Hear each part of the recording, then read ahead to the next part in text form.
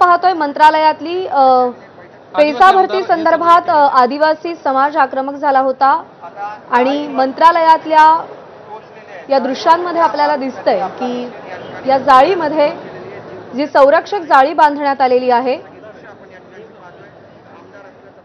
आदिवासी आमदार मंत्रालयातल्या जाळीवर उतरल्याचं आपल्याला पाहायला मिळतंय। निलेश बुधावले यांच्याकडून आपल्याला अपडेट जाणून घ्यायचे, पण सध्या आपण दृश्य पाहतोय धनगड आणि धनगर एकच असल्याचा GR सरकारनं काढला होता आणि धनगर समाजाला आदिवासी प्रवर्गातून आरक्षण देऊ नये ही प्रमुख मागणी होती आणि त्यासाठी सत्तेतले आदिवासी आमदार देखील आंदोलनामध्ये सहभागी झालेले होते।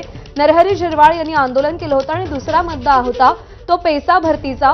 तो निर्णय सुद्धा प्रलंबित आहे आणि त्यावर सुद्धा अजूनही निर्णय झालेला नाही। त्यामुळे आदिवासी आमदार आणि आदिवासी आंदोलक हे आक्रमक झालेले आहेत। मंत्रालयातली ही दृश्य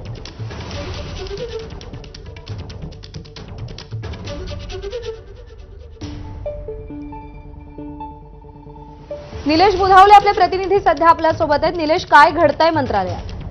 प्रज्ञा, आपण सध्याची दृश्य पाहतोय। आदिवासी आमदार हिरामन खोतकर आणि त्यांचे इतर 3 सहकारी आमदार यांना मंत्रालयातल्या जाळ्यांवर उड्या मारल्याचं आपल्याला पाहायला मिळतंय। काही कागदपत्र देखील या ठिकाणी त्यांना फेकून दिलेली आहेत। तर त्यांचं स्पष्टपणे म्हणणं आहे, मागच्या 15 दिवसांपासून आदिवासी विद्यार्थी पेसा कायदा अंतर्गत आमची भरती करा या मागणीसाठी मुंबईमध्ये ठिकठिकाणी आंदोलन करतायत, मात्र त्यांच्याकडे दुर्लक्ष केलं जात आहे।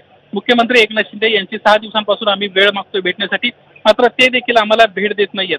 जर असं होत असेल तर आम्हाला या ठिकाणी वेगळा पर्याय निवडावा लागेल, आम्हाला प्लॅन B निवडावा लागेल, अशा पद्धतीची काही वेळापूर्वीच उपाध्यक्ष नरहरी झिरवाळ यांनी घोषणा केली होती।